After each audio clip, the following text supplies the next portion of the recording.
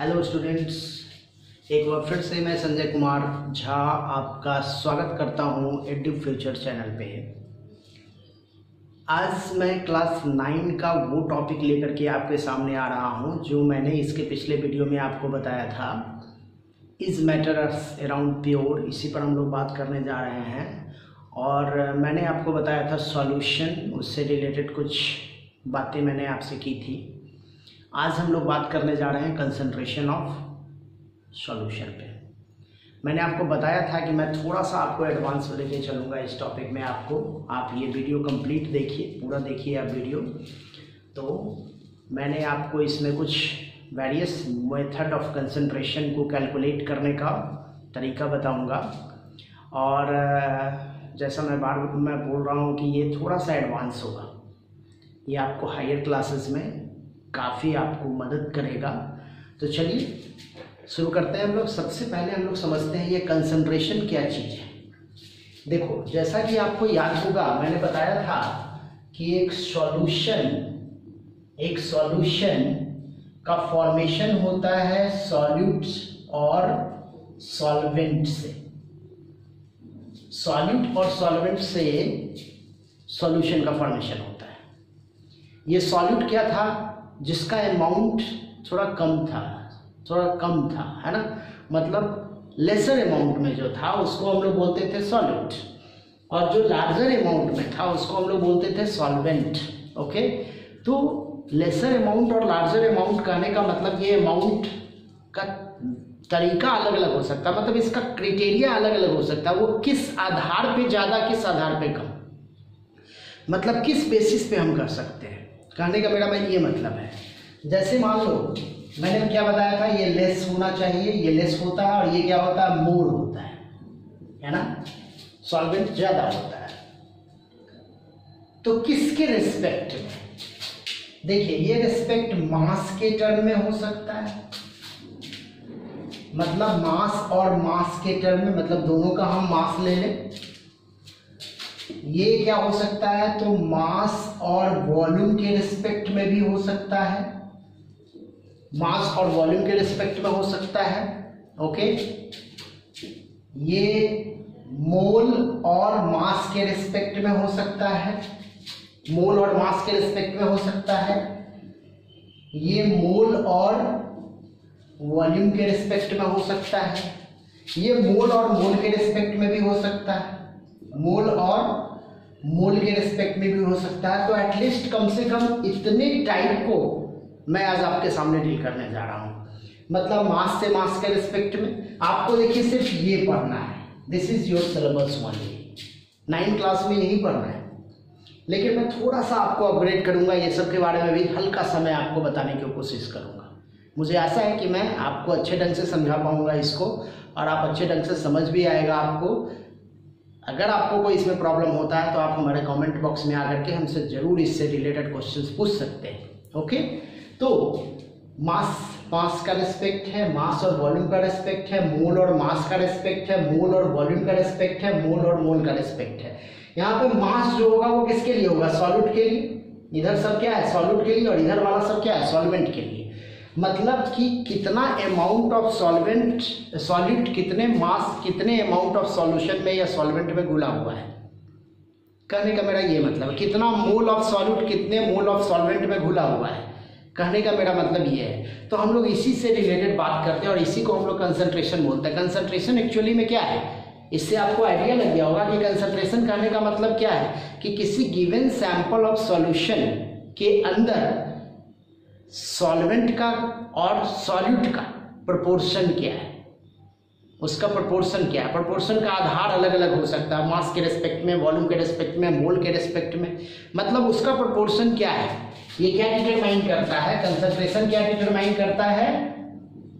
Determine the proportion of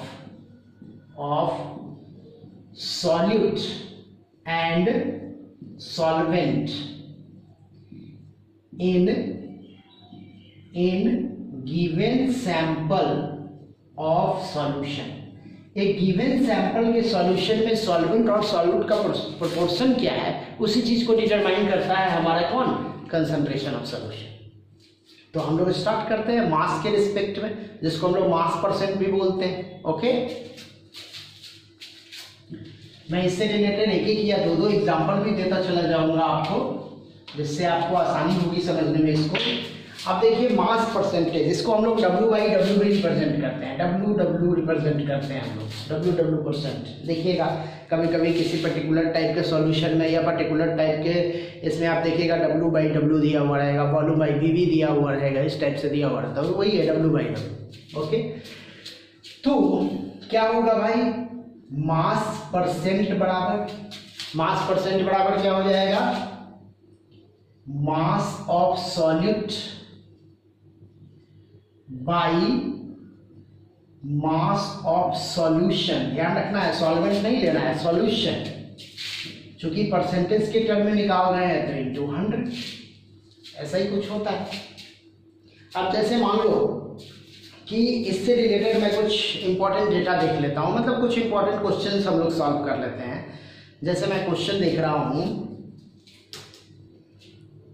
मान लीजिए दिया हुआ है 2 gram of NaCl dissolved in 18 gram of water. Okay, find mass percent. Okay, ये क्वेश्चन है हमारा, 2 gram of NaCl dissolved in 18 gram of H2O, find mass percentage. बहुत आसान है, समझिएगा कि मास ऑफ सॉल्यूट, देखो गिवन मेरा क्या दिया हुआ है, मास ऑफ सॉल्यूट क्या हो गया, मास ऑफ सॉल्यूट क्या हो गया, तो मास ऑफ सॉल्यूट है कितना, 2 ग्राम। मास ऑफ सॉल्वेंट कितना है, मास ऑफ सॉल्वेंट कितना है, तो 18 ग्राम।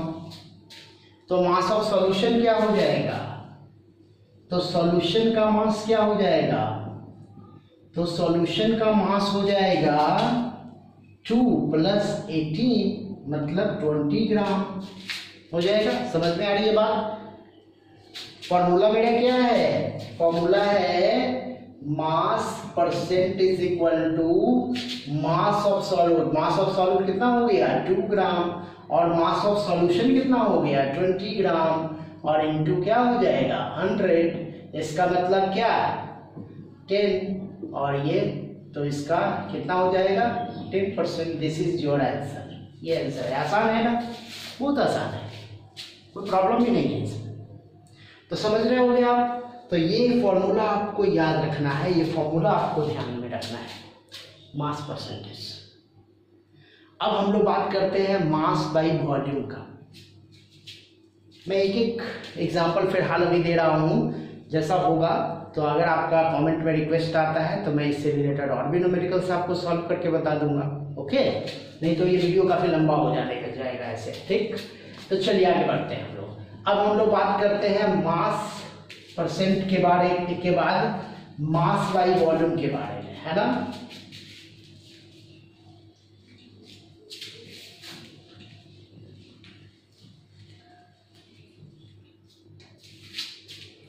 अब हम लोग W by V का बात करते हैं, मतलब मास ऑफ सॉल्यूट इंटू 100 कर दूं मैं, और नीचे क्या हो जाएगा, volume of solution in litre. ये बात याद रखना है हम लोग को, ये वॉल्यूम ऑफ सॉल्यूशन किसमें हो जाएगा, लीटर में हो जाएगा, ठीक ना, volume of solution in litre.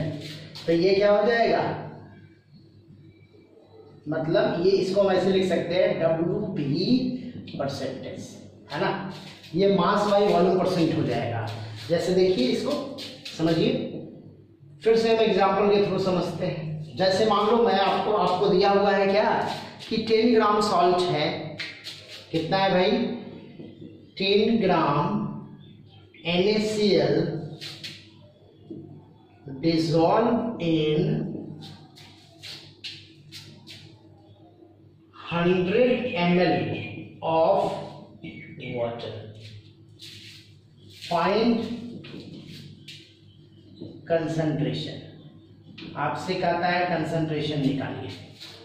आसान है, क्या करेंगे भाई, तो W/V% इज इक्वल टू क्या हो जाएगा, mass of solid. Mass of solid कितना है 10 ग्राम 10, और वॉल्यूम कितना दिया हुआ है 100 ml। तो 100 ml मिलीलीटर में है ना, लीटर में बदलने के लिए बाई 1000 करेंगे तो ऊपर हम 1000 से गुना कर देंगे। देखो इसको हम लोग क्या करेंगे 10/1000, तो 10/1000 को अगर आप करिएगा तो ऐसे क्या आ जाएगा, ये 0.1 आ जाएगा। तो या तो आप इसको क्या कर लो 0.1 कर लो, या फिर इसको क्या कर लो, आप ऐसे भी कर सकते हो, बात बराबर है। या फिर आप देखिए ये कट जाएगा तो कितना हो जाएगा, ये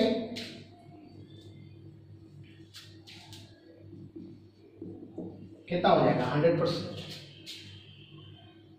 समझ में आया, ठीक।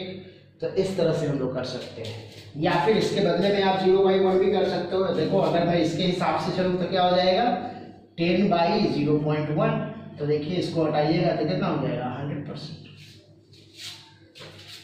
समझ में आ रहा है, तो ये होगा आपको क्या W/V। अब हम लोग करते हैं V/V, ठीक ना, मतलब वॉल्यूम के परसेंट के हिसाब से।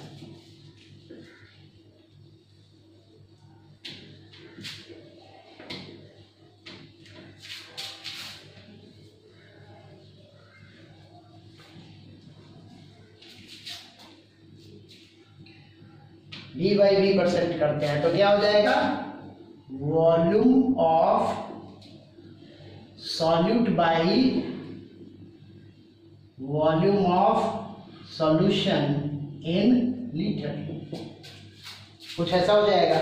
तो वॉल्यूम ऑफ सॉल्यूट क्या हो सकता है, जैसे मान लो आपसे मैंने कहा कि 10 ml milk dissolve in 90 ml water, find VV%। Volume percent आपको कह रहा है तो क्या हो जाएगा VV% इज इक्वल टू क्या, volume of solid. Volume of solid कितना हो गया 10 ml, और देखिए तो सॉल्यूशन, क्योंकि ये सॉल्यूशन है ना, तो सॉल्यूशन के लिए 90 ml प्लस 10 ml, तो 90 ml 10 ml मतलब कितना हो गया 100 ml, तो यहाँ लिख देंगे 100 ml, ठीक ना। और इसको हमको लीटर में लेना है तो ऊपर में क्या करेंगे 1000 से गुना कर देंगे, तो देखिए मतलब कितना हो जाएगा 10%। समझ में आ रहा है, देखो इसको हमको लीटर में नहीं चेंज करना है, ये एज इट इज रहेगा, है ना। अगर ग्राम में है तो ग्राम में ही रहेगा, इसको चेंज नहीं करना है आपको। तो ये हो गया आपको 10%। तो इससे पता चल रहा होगा आपको कि how we can determine the volume percent. कोई प्रॉब्लम नहीं, आगे बढ़ जाए हम लोग। अब हम लोग बात करने जा रहे हैं, ये सब तो आपका सिलेबस में ही था, अब हम लोग बात करने जा रहे हैं कुछ अलग भी।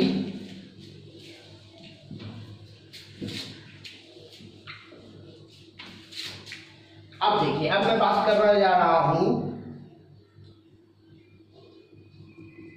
मोलरिटी का। मोलरिटी करने का मतलब क्या हो गया, मोल और वॉल्यूम का रिलेशनशिप है। किसका रिलेशनशिप है,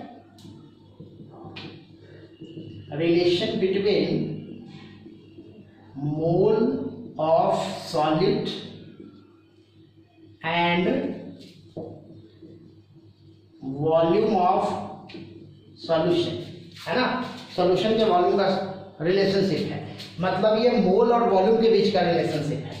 अब देखिए मोलरिटी जो होता है, मोलरिटी को हम लोग कैपिटल एम से रिप्रेजेंट करते हैं, कैपिटल एम से। तो इसका बराबर क्या होता है भाई, number of mole dissolve in given solvent of solution, dissolve in given solution पर लीटर। मतलब इसका क्या हो जाएगा, mole of solute by volume of solution in litre, volume of solution in litre हो जाएगा। ओके, ये ध्यान देना है। अब मोल ऑफ सॉल्यूट बराबर क्या होता है, आप इसके पिछले वीडियो में अगर आप देखोगे, मैंने जो बताया है एटम मॉलिक्यूल्स एंड आयंस, इसमें मैंने आपको बताया था मोल के बारे में अलग अलग। अगर आपको नहीं पता है तो आप उस वीडियो को जरूर से जरूर देखिए। ओके, तो देखिए मोल बराबर क्या होता है, given mass by molar mass, यही होता है। तो गिवन मास को हम लोग किससे रिप्रेजेंट करेंगे, W से, और मोलर मास को रिप्रेजेंट करेंगे कैपिटल M से, और ये वॉल्यूम को हम लोग यहाँ से V से रिप्रेजेंट कर लेंगे। तो देखिए, तो इसका वैल्यू अगर मैं वहां रखूं तो क्या हो जाएगा, मोलरिटी इज इक्वल टू, देखिए W बाई क्या, M इंटू V, किसमें, लीटर। यही है फॉर्मूला, यही मेन फॉर्मूला है आपका। ठीक, तो इसको हम लोग बोलते हैं मोलरिटी, मतलब number of mole of solid dissolve in given solvent या सॉल्यूशन पर लीटर। ओके, मतलब मोल और वॉल्यूम के बीच का रिलेशन है। तो इसको हम लोग देख लेते हैं, इससे रिलेटेड न्यूमेरिकल सॉल्व कर देते हैं। अब जैसे मैं यहां कर रहा हूं, देखिए, हाँ मैं यहां कर रहा हूं। जैसे मान लो क्वेश्चन दिया हुआ है कि एक पर्टिकुलर अमाउंट, जैसे मैं एक क्वेश्चन उठा लेता हूं यहां से,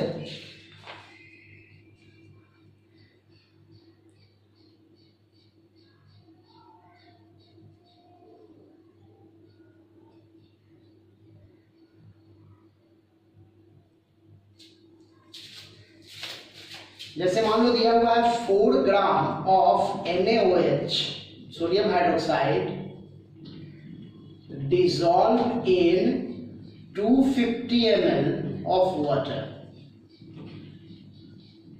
Calculate molarity. ठीक, ये क्वेश्चन है, दिखाई पड़ रहा होगा आपको। 4 ग्राम NaOH dissolved in 250 ml of water, calculate molarity। तो हम लोग क्या करेंगे, हम लोग को चाहिए क्या, देखिए मोलरिटी के लिए हम लोग को क्या चाहिए, W क्या है, गिवन मास है ना। तो गिवन मास तो दिया हुआ है 4 ग्राम। तो देखिए मैं यहां लिख देता हूं गिवन, तो W का वैल्यू मेरा दिया हुआ है कितना, 4 ग्राम, सॉलिड का वैल्यू दिया हुआ है। आगे कहता है मास, मोलर, ये क्या, मोलर मास। मोलर मास कैसे निकलेगा, आपको याद होगा, देखिए बताए थे आपको कि सोडियम का कितना होता है 23, और ऑक्सीजन का कितना 16, और हाइड्रोजन का 1। तो इसको जब सॉल्व करेंगे तो कितना आएगा, देखिए तो 49 आ जाएगा। देखिए 6 1 7 3, सॉरी 40 आएगा, 49 नहीं आएगा, 0 और 2 1 3 1 4, 40 U।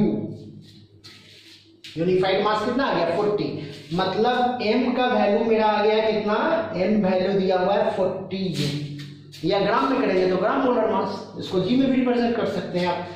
अब वॉल्यूम कितना है, देखिए 250 ml, और वॉल्यूम आपको लीटर में लेना है, याद आ रहा है। तो वॉल्यूम जब लीटर में लेंगे तो ये वॉल्यूम को हम लीटर में बदलेंगे तो 250/1000 हो जाएगा। और ऐसे कंडीशन में अगर आपको ये मिलीलीटर में दिया हुआ है तो देखिए फॉर्मूला क्या हो जाएगा, W into 1000/m into V, जब ये दिया हुआ हो मिलीलीटर में। समझ में आ रहा है, एक ही बात है। अब देखो वैल्यू रखेंगे तो देखिए क्या हो जाएगा, देखिए W का वैल्यू कितना हो जाएगा 4, मैं यहाँ लिख देता हूँ M is equal to W बराबर क्या हो गया 4 इंटू देखिए चूंकि मिलीलीटर में था तो हम कर देते हैं यहाँ पे 1000/m का वैल्यू कितना आ गया, तो 40, M का वैल्यू कितना आ गया 40, या मैंने दिया था यहाँ पे, और 250। आपको इसको कैलकुलेट करके आंसर बताना है, आसान है ना। तो इस तरह से आप मोलरिटी निकाल सकते हो। एक और क्वेश्चन मैं बता देता हूँ इसी से रिलेटेड, इसको तो आपने लिख लिया होगा, अगर आपने नहीं लिखा है तो आप इसका स्क्रीनशॉट ले लो, आप वीडियो को पॉज करके आराम से इसको लिख लेना और फिर आगे बढ़ जाते हैं हम लोग। ओके, चलिए आगे बढ़ते हैं। मैं एक और न्यूमेरिकल इसी से रिलेटेड करवा रहा हूं।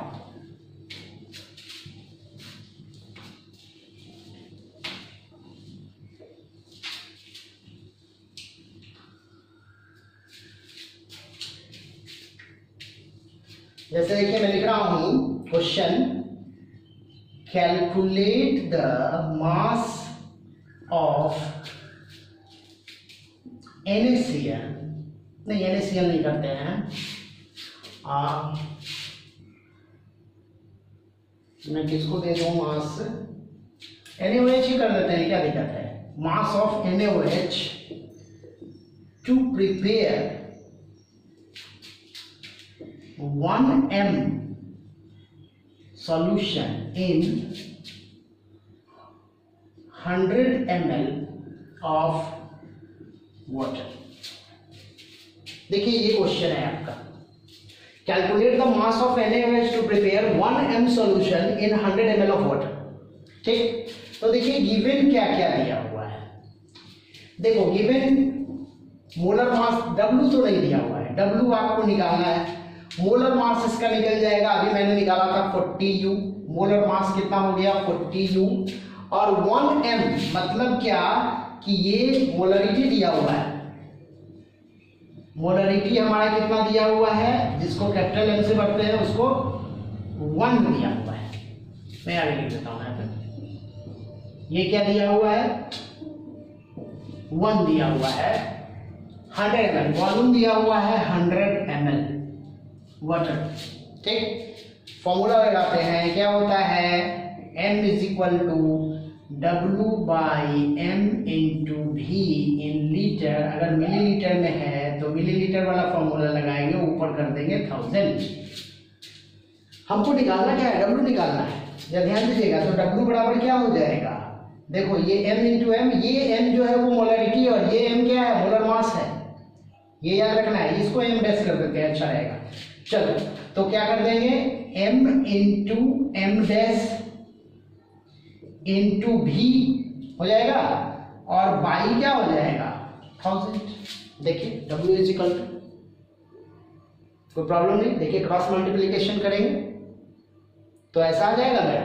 ठीक, अब देखिए वैल्यू रखते हैं, तो M का वैल्यू मेरा कितना है 40। देखो M का वैल्यू कितना है, नहीं सॉरी ये M है, तो ये हो जाएगा 1 इंटू 40 इंटू वॉल्यूम कितना है मेरा जी 100 ml, 100 ml बाई क्या 1000। दिस इज W, है ना। अब देखो 0 0 0 0 0 0 कितना आ गया 4 ग्राम। समझ में आ रहा है, मतलब 100 ml में अगर आप 100 ml वाटर में 4 ग्राम रखोगे तो वो सॉल्यूशन का जो कंसंट्रेशन होगा वो क्या होगा 1m। मोलरिटी उसकी कितनी होगी 1m। समझ में आ रहा है।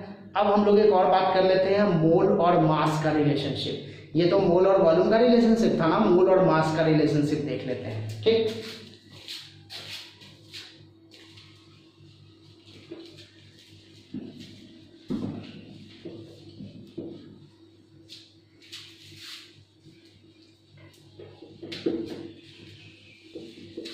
ऐसे ही हायर क्लासेस में आपको पढ़ना है, आप 11th में भी पढ़ना है, आपको 12th में भी आप एक सॉल्यूशन एक चैप्टर ही मिलता है, उसमें भी आपको इसके बारे में पढ़ना है। इसीलिए मैंने थोड़ा सा आपको अपडेट किया है इस चैप्टर में। मैंने बहुत ज़्यादा एक्सप्लेन मैं नहीं कर रहा हूँ इसको, जो इतना मैं बता रहा हूँ कि आपको समझ में आ जाए, आपके काम लाइफ में आ जाए। ओके, तो अब हम लोग बात कर रहे हैं किसका, मोलरिटी। इसको हम लोग स्मॉल m से रिप्रेजेंट करते हैं, मोलरिटी। और ये किसका रिलेशनशिप देगा, ये एक्चुअली में रिलेशनशिप देगा किसका, मोल किसका, सॉल्यूट का, और मास ऑफ सॉल्यूट, इसी का रिलेशनशिप देगा ये। ओके, अब जरा देखिए, आसान है। क्या है आसान भाई, कि उसमें वॉल्यूम होता था, इसमें क्या हो जाएगा, देखो बराबर क्या हो जाएगा, number of mole of solute by, ये मास ऑफ सॉल्वेंट है, by mass of solvent in KG, ये हो जाएगा। तो number of mole of solvent बराबर क्या होता है, मैं लिख देता हूं, नंबर ऑफ मोल बराबर क्या हो जाएगा, वही W बाई M, याद होगा आपको, M डैश कर रहे थे हम लोग, इसको M डैश कर देते हैं। तो वैल्यू रखते हैं, तो देखिए क्या हो जाएगा, small m is equal to W by M dash into mass of solvent है, किसका है, मास ऑफ सॉल्वेंट, किसमें, केजी में। अगर ये ग्राम में है तब क्या होगा, तो W इंटू 1000 हो जाएगा, है ना, और by M dash into mass of solvent. तो प्रॉब्लम है किसमें, जब ग्राम में हो तो। ये फॉर्मूला है आपका। तो ये फॉर्मूला आपको क्या है, किसको रिप्रेजेंट करने का, मोलरिटी को रिप्रेजेंट करने का। मोलरिटी को रिप्रेजेंट करने का यही तरीका है। तो इससे रिलेटेड एक न्यूमेरिकल्स देखते हैं, एक आध दो न्यूमेरिकल, तो आपको आइडिया मिल जाएगा इसका। ओके, तो देखिए फिर से करता हूं मैं। मान लो आपको दिया हुआ है कि 10 gram of NaCl dissolve in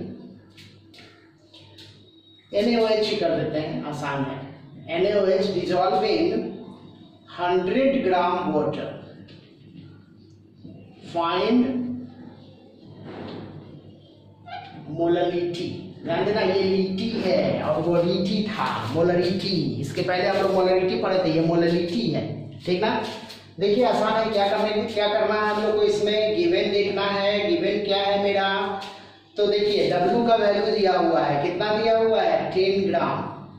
और मैं NaOH इसीलिए लिख रहा था क्योंकि NaOH का मैंने अभी इसका मोलर मास निकाला था, तो ये कितना हो जाता है 40U, है ना।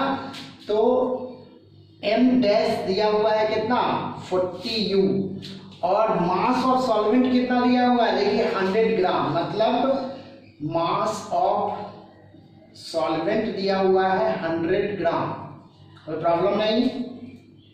फॉर्मूला मेरा कौन यूज होगा, केजी में तो नहीं है, ग्राम में है। क्या फॉर्मूला यूज होगा, तो देखिए m, स्मॉल m से रिप्रेजेंट करते हैं उसको हम लोग।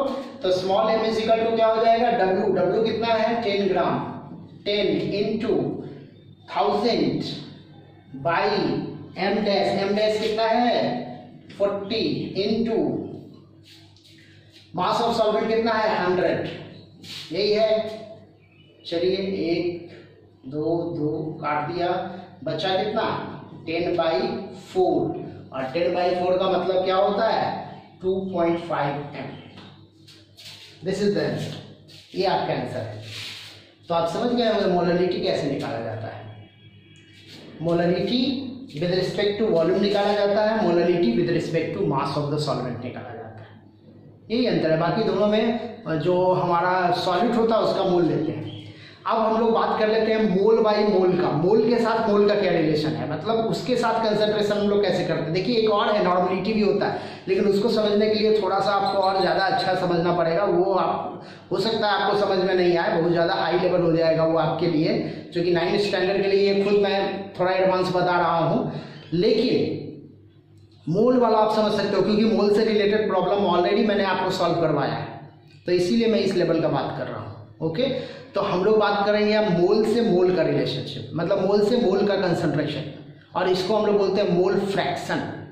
क्या बोलते हैं इसको, मोल फ्रैक्शन। तो देखिए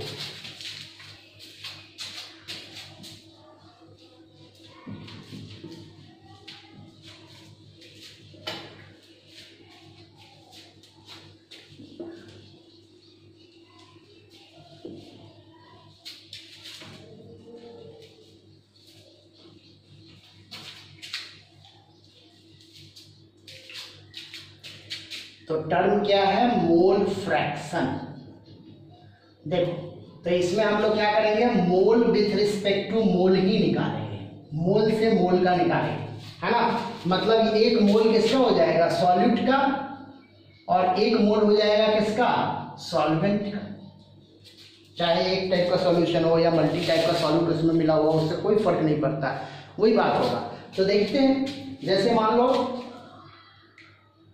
मैं अगर देता हूं, मैं क्वेश्चन के साथ इसको डील कर रहा हूं। मान लो मैं देता हूं फिर से वही कि 10 ग्राम NaOH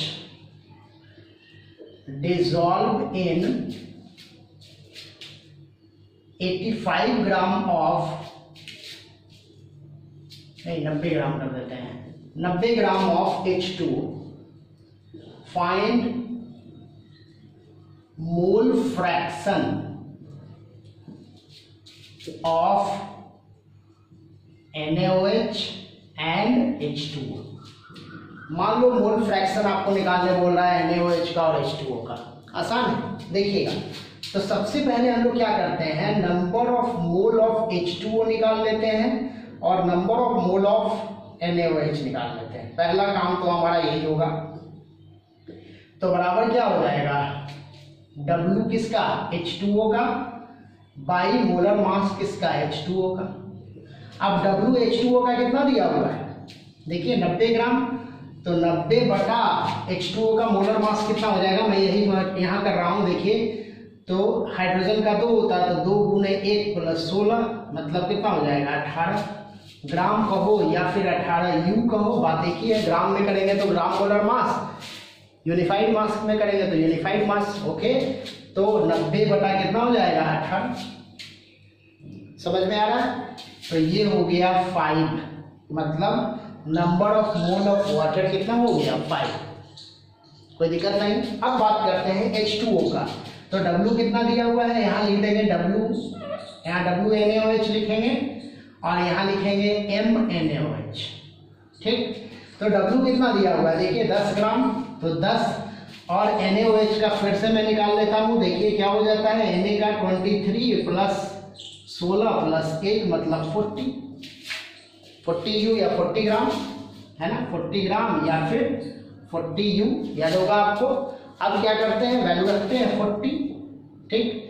तो 1/4 मतलब 0.25, कोई प्रॉब्लम नहीं, समझ में आ रही है बात। तो ये number of mole of water है और ये नंबर ऑफ मोल क्या है, NaOH। अब टोटल नंबर कितना हो जाएगा, टोटल मोल क्या हो जाएगा, तो क्या हो जाएगा 5 प्लस 0.25 मतलब 5.25, ये टोटल हो गया, ठीक। अब देखिए मोल फ्रैक्शन निकालने का फॉर्मूला। अगर आपको मोल फ्रैक्शन को हम लोग x से रिप्रेजेंट करते हैं, ठीक ना। तो अगर आपको मोल फ्रैक्शन निकालना है वाटर का, किसका निकालना है, वाटर का निकालना है, इसका मोल फ्रैक्शन निकालना है, तो XH2O बराबर होता है NH2O प्लस NaOH। देखिए यही फॉर्मूला है। और अगर आपको मोल फ्रैक्शन निकालना है NaOH का, तो ऊपर लिख देंगे NaOH बाई फिर से वही टोटल NaOH,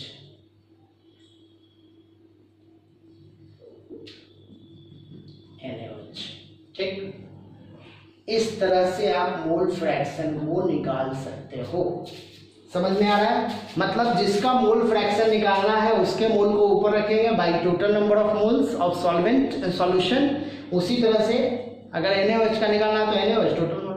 अब किसी एक का निकालते हैं, दूसरा अपने आप निकलेगा।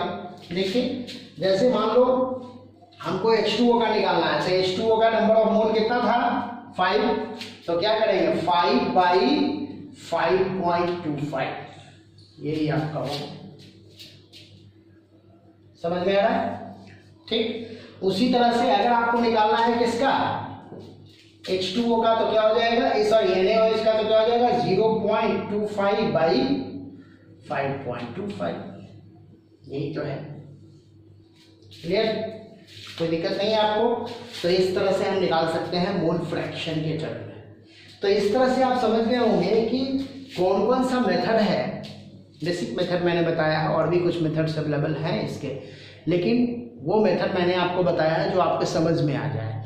तो ये सब वेरियस मेथड है जिसके थ्रू आप कंसंट्रेशन निकाल सकते हो, किसका, सॉल्यूशन का, सॉल्यूट का, सॉल्वेंट का। ओके, तो आई थिंक ये सारा टॉपिक आपको अच्छे ढंग से समझ में आ गया होगा। अगर आपको कोई इस टॉपिक से रिलेटेड कुछ प्रॉब्लम है तो आप हमको ज़रूर से कमेंट कीजिए, हमारे कमेंट बॉक्स में हमको बताइए कि ये टॉपिक हमको समझ में नहीं आया, वो टॉपिक मैं आपके लिए दोबारा डील कर सकता हूँ। ओके, तो बहुत बहुत धन्यवाद आप लोगों का एडु फ्यूचर चैनल में बने रहने के लिए। आपके सपोर्ट के लिए भी बहुत बहुत धन्यवाद। Thank you.